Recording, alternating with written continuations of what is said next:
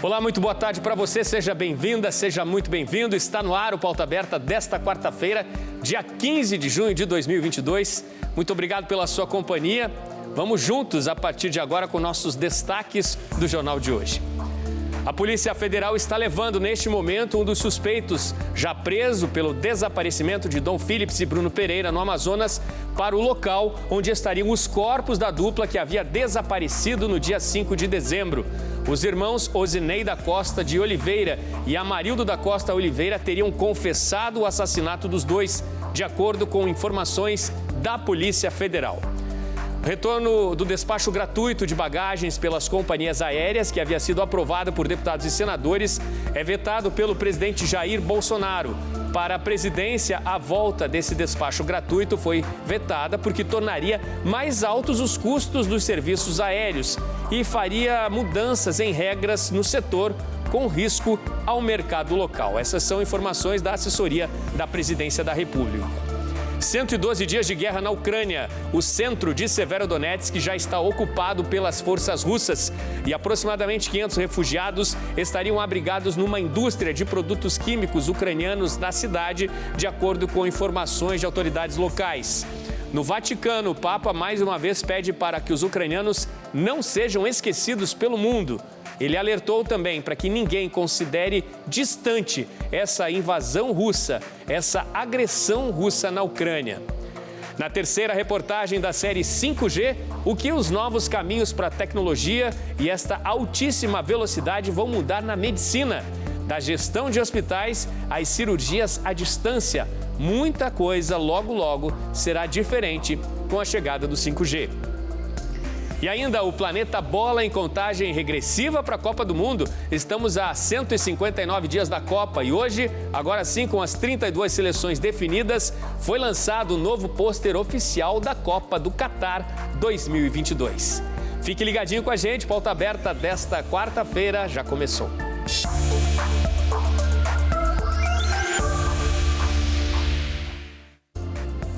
No Amazonas, a Polícia Federal levou agora à tarde um dos suspeitos presos para o local onde estariam os corpos de Dom Phillips, o jornalista britânico, e também de Bruno Pereira, o indigenista brasileiro. Os dois estavam desaparecidos desde o domingo retrasado. A imprensa internacional, agora à tarde, já divulgou, já confirmou, a morte da dupla a partir de confissão dos dois suspeitos presos, no Amazonas. Aqui no Brasil, também a imprensa já destaca, que a partir do depoimento de um dos suspeitos, que as mortes aconteceram e aconteceram de forma brutal.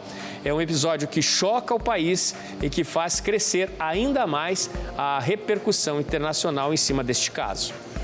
Antes das últimas notícias sobre a confirmação das mortes do indigenista Bruno Pereira e do jornalista britânico Dom Phillips, o primeiro-ministro do Reino Unido, Boris Johnson, disse estar profundamente preocupado com o desaparecimento do jornalista inglês no Amazonas e ofereceu ajuda ao Brasil nas buscas pelos desaparecidos.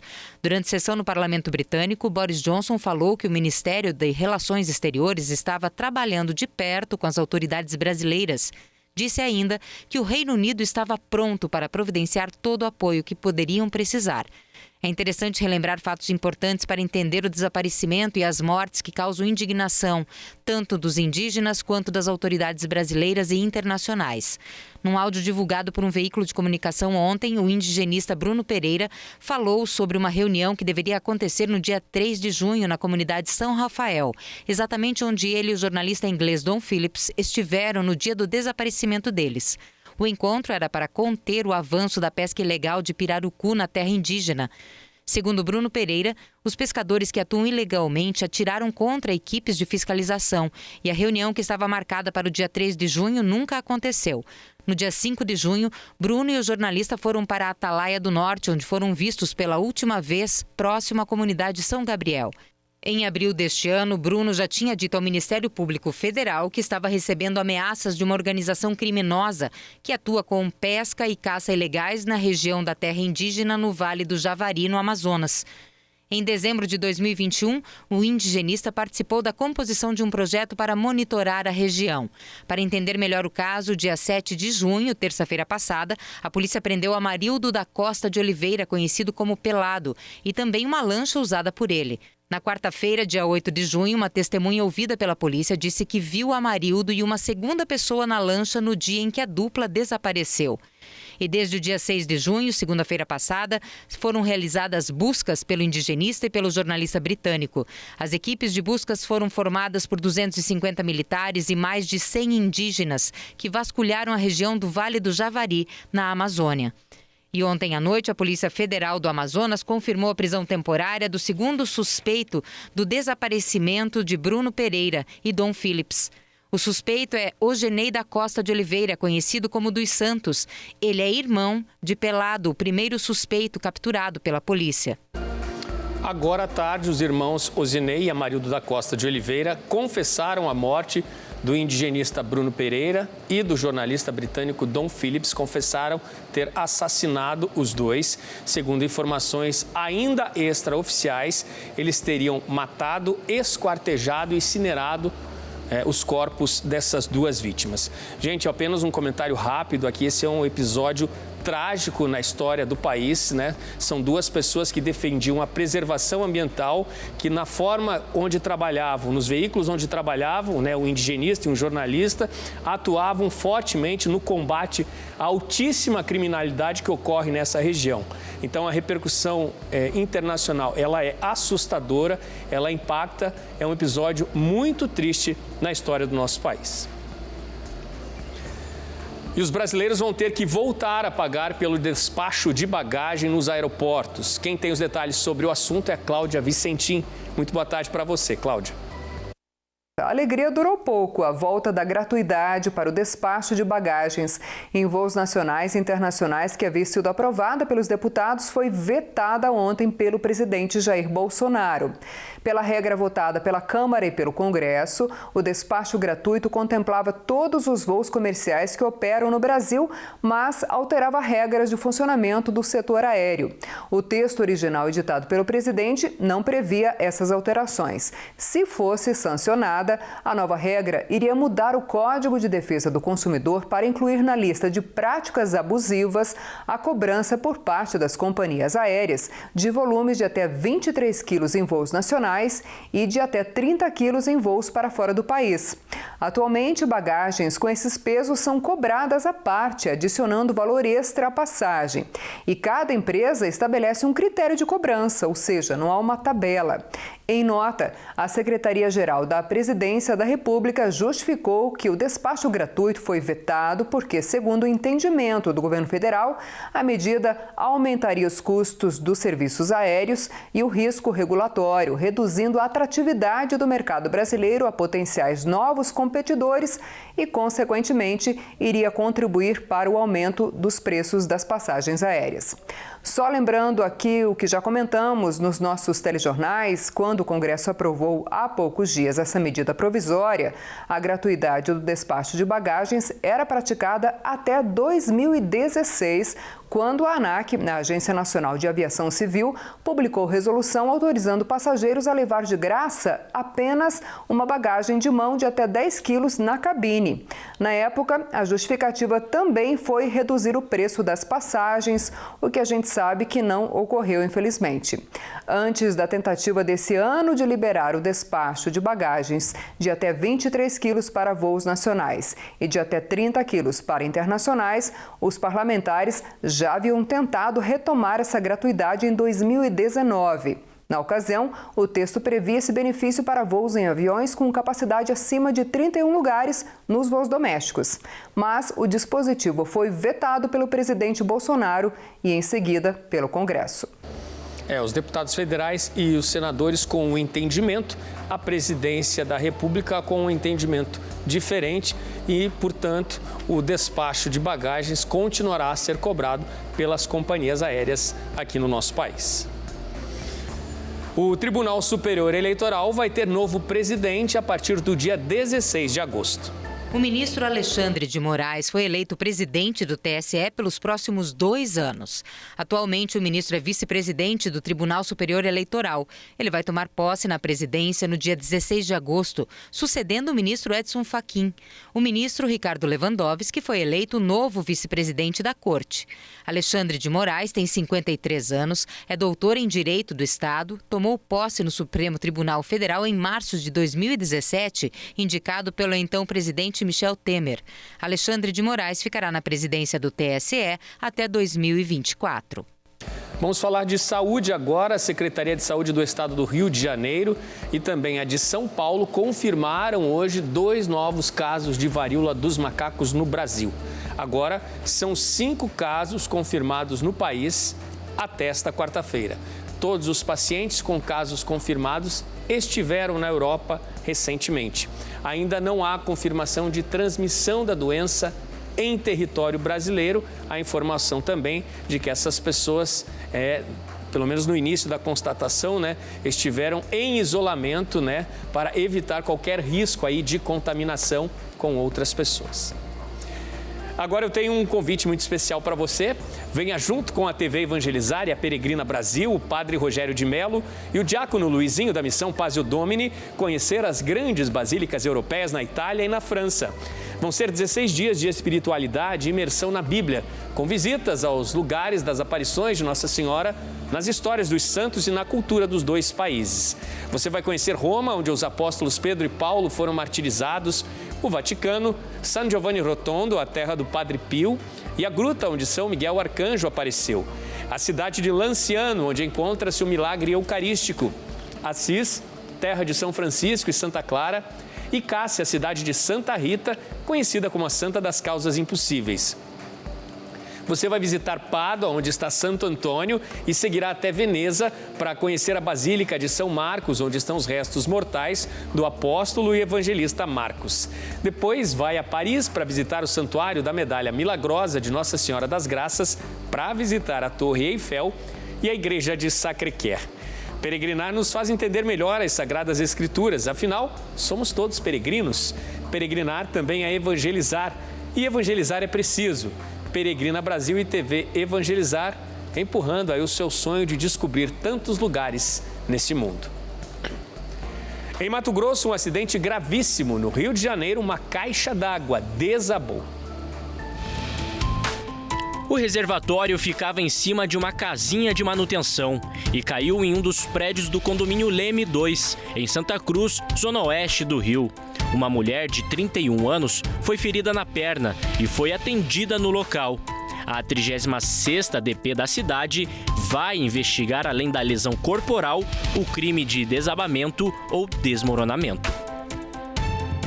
E câmeras de monitoramento de um estabelecimento em Várzea Grande, Mato Grosso, registrou no último domingo o momento em que um caminhão-baú perde o controle e cai por cima de um carro. 3 pessoas ficaram feridas. O motorista do caminhão ficou preso nas ferragens e foi retirado pela equipe de resgate. Já no veículo de passeio, haviam 2 pessoas. Uma delas com traumatismo craniano e o outro, o motorista, teve apenas escoriações. As causas do acidente ainda serão investigadas.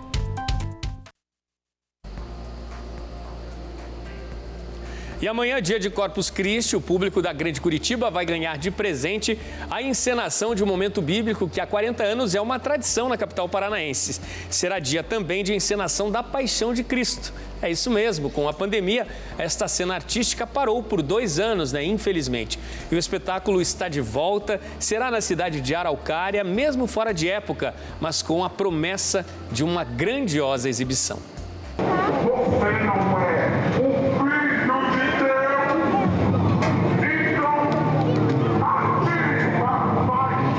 O retorno de uma tradição que tem mais de 40 anos. A encenação da Paixão de Cristo, feita pelo Grupo Lanteri, volta depois de 2 anos sem espetáculo, só que desta vez em uma data diferente. Devido à pandemia, os preparativos para a gente apresentar na Sexta-feira Santa foram sendo adiados. Já poderia ter acontecido, mas nós preferimos o feriado de Corpus Christi, porque é uma outra data que tem muito significado para para todo mundo que é cristão. E todo retorno, é claro, requer muito ensaio. Por isso, os atores se reuniram para repassar os últimos detalhes. O Gustavo, que interpreta Jesus Cristo, conta que já vem se preparando faz tempo. Já está fechando quase um ano que eu já vinha me preparando, desde a parte de aparência mesmo, fisicamente, a parte mental, emocional, espiritual, principalmente espiritual, né? O espetáculo deste ano marca a 43ª apresentação do Grupo Lanteri, um trabalho que envolve 1.200 pessoas, entre equipe técnica e atores. E depois de 2 anos longe dos palcos, todos estão empolgados com a oportunidade. Eu vou interpretar Caifás. Caifás é o sumo sacerdote, é aquele quem está articulando para mandar prender Cristo. Olha, é uma expectativa bem positiva, né? É uma emoção estar de volta aos palcos. Ao mesmo tempo é complicado, né? Porque a gente não sabe se teremos adesão de público atuante, né? Pessoas participando, atuando como atores na peça, e também, por ser uma apresentação fora de época, se teremos público, né? Nos prestigiando. Essa é só uma amostra do que o público vai conferir na próxima quinta-feira. Um espetáculo com 2 horas de duração, muita emoção e o melhor, neste ano tem cenas inéditas. Nós vamos ter 36 cenas divididas aí num espaço entre 4 cenários, uma passarela, e estamos tirando algumas cenas antigas e colocando outras novas, porque nós temos um público cativo que sempre vem nos assistir. A apresentação tem início às 7 da noite no Parque Cachoeira, em Araucária, na região metropolitana de Curitiba. E quem chegar mais cedo vai ter uma surpresa. Nós temos o que a gente chama de performance. A partir das 18 horas, enquanto o público está esperando o início do espetáculo, os atores fazem a vida cotidiana da cidade de Jerusalém. Coisas que aconteciam na época. A entrada é totalmente gratuita.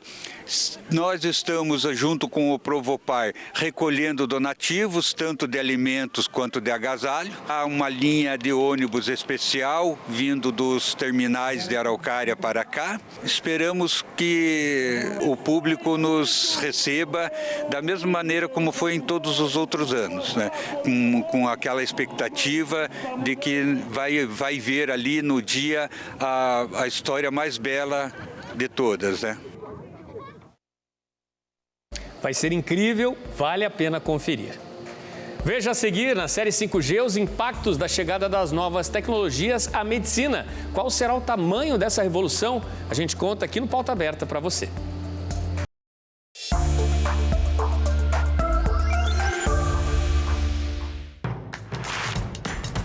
Não perca mais nenhum vídeo da TV Evangelizar. Inscreva-se agora.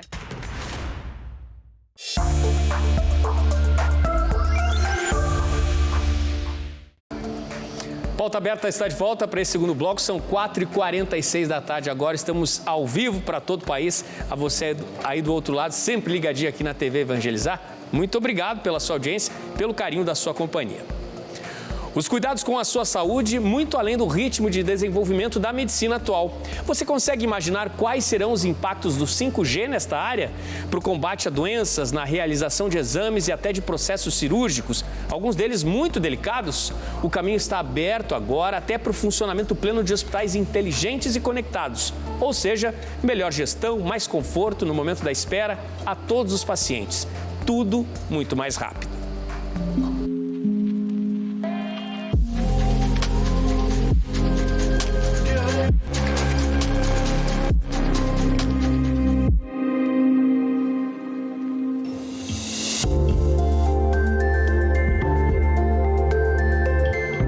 Faz tempo que a tecnologia entrou de vez na medicina. Cirurgias robóticas, impressões de próteses em 3D e centros modernos de pesquisa para o desenvolvimento de vacinas e medicamentos são só algumas amostras. Mas agora, com a chegada da rede 5G, os cuidados com a saúde irão muito mais além. Esse médico é presidente de uma empresa que desenvolve inovações para a área da saúde. Para ele, um dos principais impactos do 5G será na telemedicina, forma de consulta online que cresceu mais de 300% na pandemia, mas que ainda esbarra na velocidade da conexão. A gente vai conseguir informar dados muito mais fácil, receber informações de saúde com uma facilidade maior e principalmente dentro da telemedicina. Então, a telemedicina, a gente já sabe que hoje ela facilitou o acesso da saúde para as áreas remotas, né, e para pessoas que não tinham condições de se deslocar para um centro de saúde, né, alguns especialistas, por exemplo. E com o 5G a gente vai facilitar isso, porque a gente vai levar o acesso para todos os lugares, e um acesso rápido. A velocidade na transmissão de laudos e imagens de exames também vai facilitar o diagnóstico à distância. O paciente quer compartilhar um dado comigo de um exame que ele tem em casa. O envio, se eu tenho um arquivo que, entre aspas, é pesado, eu tenho uma dificuldade em receber essa informação. E isso é importante porque o paciente, por melhor que ele saiba ou entenda o seu quadro, ele não consegue me explicar o exame dele. Então, no envio desse arquivo, seja um exame de sangue, seja um exame de imagem, o fato de eu ter o 5G e ter essa velocidade de informação muito maior do que a que a gente tem hoje, isso vai facilitar muito a rotina. E apesar de já existirem as cirurgias robóticas, ainda não é possível controlar o equipamento de outra localidade, outro país, por exemplo. O 5G vem para derrubar essa barreira. Da forma como a gente trabalha, na cirurgia robótica, eu sento na plataforma robótica, que está próxima ao paciente, e eu não tenho esse atraso. Então, eu não tenho delay entre o meu movimento e o robô reproduzir o meu movimento, por exemplo. O que nós acreditamos agora é que com essa nova tecnologia do 5G, com essa nova velocidade de execução, de envio das imagens, aí sim a gente possa implantar de uma forma plena a cirurgia à distância, ou aumentar essa distância, que a gente acaba já fazendo, mas estando próximo do paciente. Nos hospitais, então, o impacto será ainda maior. O 5G vai otimizar o atendimento aos pacientes e também a gestão de processos. Os hospitais ficarão mais inteligentes e conectados, tanto na administração de recursos quanto na missão de salvar vidas. Esse especialista em planejamento e informação de um dos maiores hospitais do Paraná vê um cenário promissor. O que a gente começa a visualizar bastante, e a pandemia acabou trazendo isso, né? Você não necessita estar no local para executar determinadas ações. E isso, para a área da saúde, ela sempre foi muito enraizada, né? Você precisa estar ali. E com a telemedicina ou a teleconsulta, né, por meio da pandemia, mostrou que não é tão necessário assim. Claro que, em muitos casos, isso é fundamental, mas em muitos casos não precisa. E isso a gente consegue, com uma latência menor, com uma velocidade maior, por exemplo, ter equipes de terapia intensiva visualizando e acompanhando os pacientes em tempo real fora da unidade.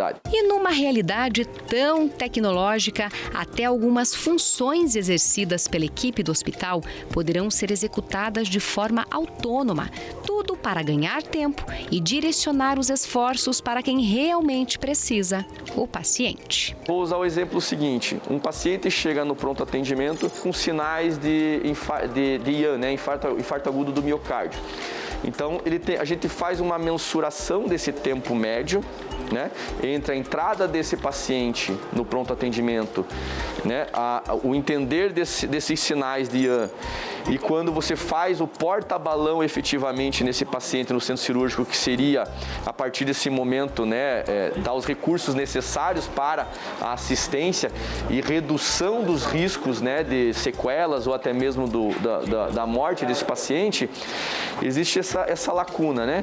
Só que essa lacuna, em todos os complexos hospitalares, você sai com maca pelos corredores, você necessariamente tem que usar elevadores, você tem que usar outros recursos, né, de médicos hospitalares, porque não existir tecnologia que consiga trazer de forma autônoma, né, uma maca autônoma, né, uma cadeira de roda autônoma, já conversando com os elevadores, Ou seja, você ganhando tempo, eu não tenho que aguardar às vezes 2, 5, 10 minutos o elevador chegar no teu andar para você conseguir embarcar com o paciente na maca para levar ele até um centro cirúrgico ou levar ele até uma UTI. Mas é preciso pensar também nos desafios que toda essa tecnologia traz. As faculdades de medicina, elas ainda não estão preparadas para essas tecnologias, ainda não tem disciplinas, cadeiras que ensinam novas tecnologias, né?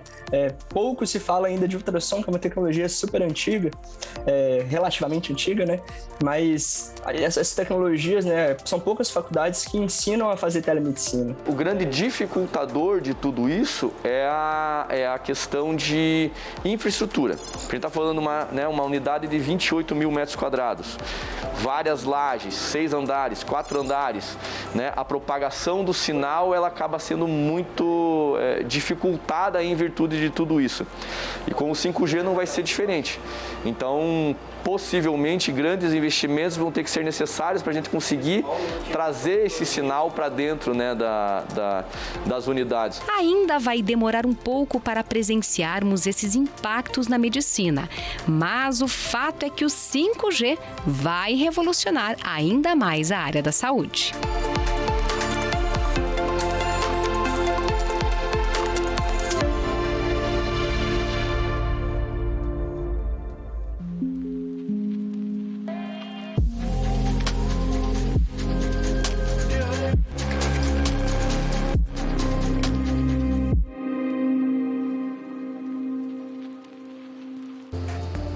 Notícias da guerra na Ucrânia. Já são 112 dias de confrontos no leste da Europa. O desafio no momento é garantir a retirada de centenas de famílias que estão escondidas numa fábrica em Severodonetsk. É um episódio que parece se repetir, ao mesmo modelo daquilo que aconteceu durante o cerco a Mariupol, mas a sudoeste de Severodonetsk. Em Mariupol foram semanas de bombardeios à região, milhares de mortos, estimadamente pelo menos 20 mil pessoas teriam caído em consequência dos combates em Mariupol até a ocupação total. Hoje, o cenário que se vê na cidade, na usina de Azovstal, é esse, de destruição, de tragédia. Foram combates duros até a retirada dos últimos militares e refugiados na siderúrgica de Azovstal. De acordo com autoridades locais em Severodonetsk, hoje são aproximadamente 500 refugiados numa indústria da cidade de produtos químicos. E há dias, essa indústria está sob fortes bombardeios.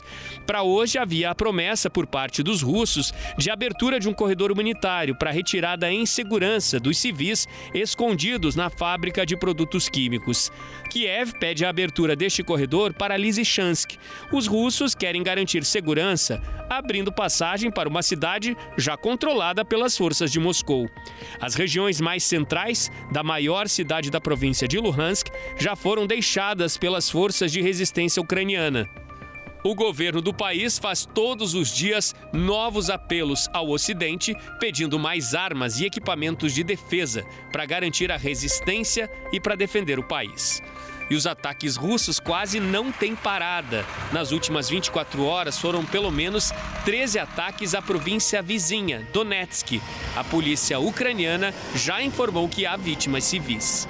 Enquanto a Ucrânia agoniza com mais avanços russos no leste, hoje o secretário-geral da OTAN, Jens Stoltenberg, disse que espera o anúncio do envio de mais armas pelos aliados do Ocidente.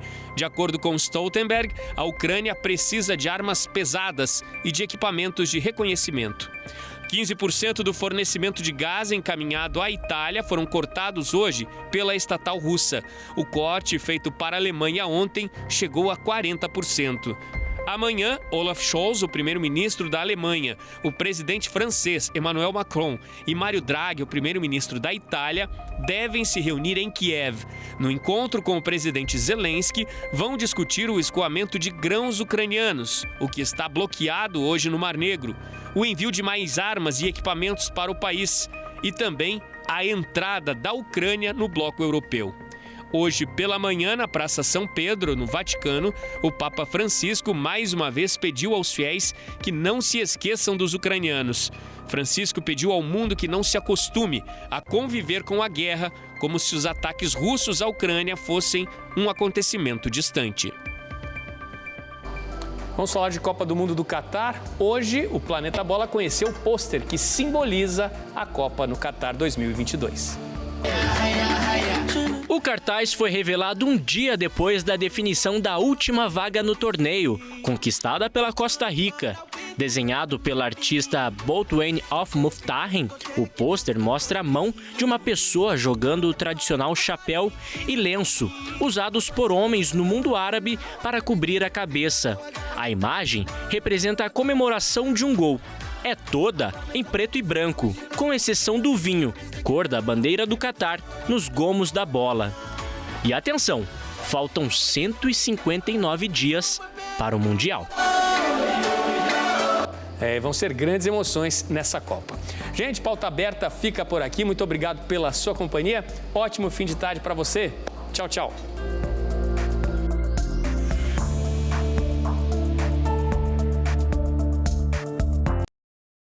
Santíssimo Sacramento, tesouro espiritual da Igreja. Cristo, presença real e permanente.